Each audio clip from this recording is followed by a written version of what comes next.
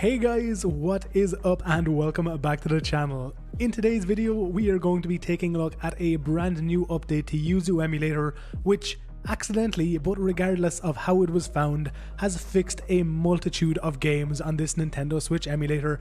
As you can very clearly see in the gameplay screen of the emulator right here, all of the blur and depth issues have been completely fixed in Pokemon Let's Go Pikachu and Pokemon Let's Go Eevee. Now, not only have they completely fixed all of the depth and blur issues, as you can see in gameplay right now, they have also completely fixed any and all of the lighting and shadow issues in game.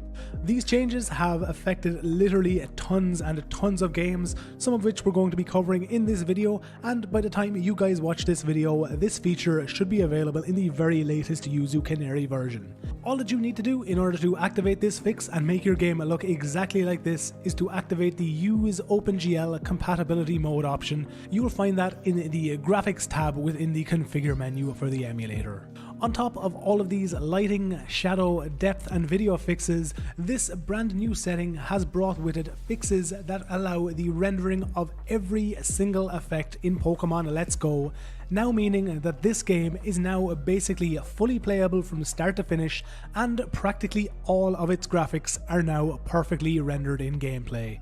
These new rendered effects also include the tiny, the huge and the shiny effects that appear around each select Pokemon, meaning you can now fully play this game and build your Pokemon team as you wish as easily as you can on the Nintendo Switch console itself.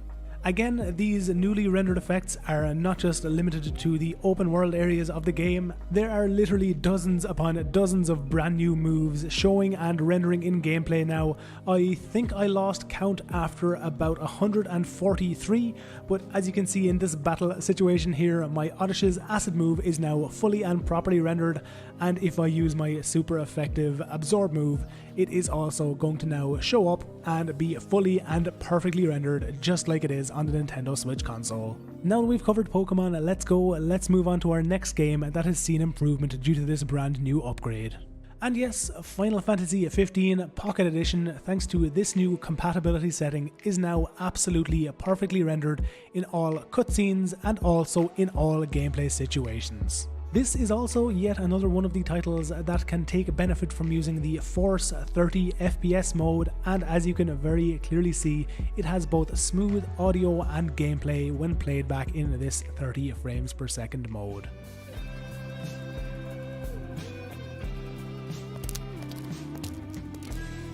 Hey there, y'all kept a girl waiting.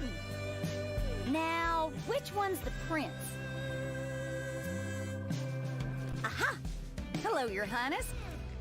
Jumping into some open world gameplay, you can see once again it's perfectly rendered, all of its lighting and shadow is now currently displayed. The only issue I have with this game at this moment in time is that when you get into combat, you'll see it happen in just a moment. The frame rate is going to drop by between around 25 to 30%. Regardless of that, it's still pretty playable, I would have to say, at around 20 to 24 frames per second, and hopefully with future optimizations this game will become fully playable at full speed. I also want to make a quick note of the fact that even with all of these newly rendered shadows and lighting effects, the performance in any of these games is pretty much the exact same as it was before, so do not worry about your frame rates completely getting destroyed in any and all of these games.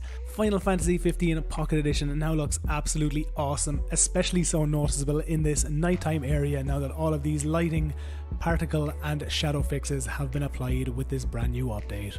Let's move swiftly along and take a look at our next game for compatibility and upgrades in this new emulator version. This time, let's take a look at Crash Bandicoot: The N. Sane Trilogy. For anyone who previously played this game, you would have seen that it was an absolutely horribly vertex exploded mess, and the entirety of the game, be it Crash Bandicoot 1, Crash Bandicoot 2 or Crash Bandicoot Warp, were completely unplayable due to this vertex explosion and general all-around poor performance. However, as you can see, all of those vertex explosion issues have been completely fixed, meaning that Crash Bandicoot 1, Crash Bandicoot Cortex Strikes Back and Crash Bandicoot 3 Warped are now fully playable on this Nintendo Switch emulator. Jumping into some gameplay, you can see right here where previously these were just completely broken messes of areas running at around 2 and 3 frames per second. It now runs at a solid 30 using the 30 frames per second mode, and when we jump into a level, while performance isn't perfect here, it's still around 5 to 8 times faster than it previously was before the updates in the last few days.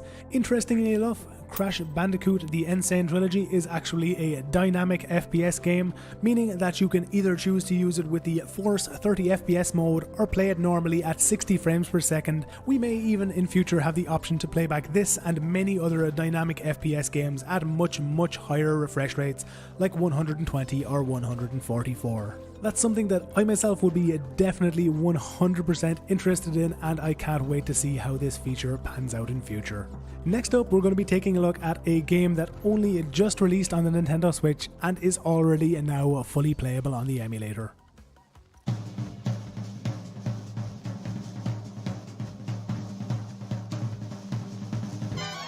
And yes, even though Cuphead was only just released last week, it is now properly rendered and considered fully playable on Yuzu emulator. This title, which became a fan favourite with gamers, got an awesome conversion and, as you can very clearly see, is now properly playable and rendered on this emulator. When we jump into gameplay, you can see just how perfectly it is rendered. This awesome game is definitely a brilliant addition to the playable library of games on Yuzu. Obviously, it's no AAA Nintendo release or a AAA title in itself, but I still think it's pretty damn awesome that a game that was released under a week ago booted day one and is now considered fully playable and properly rendered on an emulator. Moving on quickly once again, let's take a look at our next title that has seen massive improvements. Let's take a look at Yooka-Laylee. Again, this is another title that, thanks to this new compatibility setting, has seen a drastic improvement in its render quality in-game. It now has properly rendered grass, foliage, shadows, lighting, water. Literally 90% of the things you can currently see in the gameplay window were not properly rendered, and now that we have this new use compatibility profile option, this game is almost perfectly rendered with only a few small smoke effects missing when you do melee attacks. You can however see that even when using this 30 frames per second mode, it does drop down to around 20 frames per second, but considering the fact that, as with Crash Bandicoot only a few weeks ago, this game was a completely broken mess and was in nowhere near the playable state it's at right now. Again, as with Crash Bandicoot, Yooka-Laylee is also a dynamic FPS title, meaning that you're going to be able to play it in the Force 30 FPS mode if your computer cannot handle 60 frames per second, or in future when your computer or when Yuzu is more optimized, you're going to be able to play it at 60 frames per second, or as I already stated in relation to Crash Bandicoot, potentially higher frame rates like 120 or 144. Let's now move on to our next title and our second last one for this video, Chocobo Mystery Dungeon. Again, with this title, thanks to a multitude of updates in the past week or so, not only is it booting, but it is also going in-game and is practically perfectly rendered. Since I myself haven't as of yet finished this game, nor am I aware of anyone else who has finished this game on Yuzu emulator, I can't call it fully playable, but having played it for a few hours now, I can say that its playability is very good, and if you're a fan of the Final Fantasy or the Crystal Chronicles series, this is definitely a game you're going to want to be playing. Again, considering the fact that this game was only released a short while over a month ago, it's pretty damn impressive the fact that it looks this good and it plays this well on an emulator of this age. Okay, onto our final game of this compatibility update video, let's take a look at Kirby Star Allies. Again, thanks to the new OpenGL compatibility setting, all of the depth and blur issues have now been completely fixed in Kirby Star Allies. Again, since this game is a native 30 frames per second game on the Switch, you are going to want to be using the Force 30 frames per second mode, though again, as with Crash Bandicoot, Final Fantasy and Yooka-Laylee, this game also has the potential to be played back and fully enjoyed at 60 frames per second. Obviously, as you can see in the gameplay right now, it's not perfectly rendered, but it is a damn sight better than anything we've seen on this emulator before, especially so considering that there are a multitude of new graphical effects now rendered in gameplay.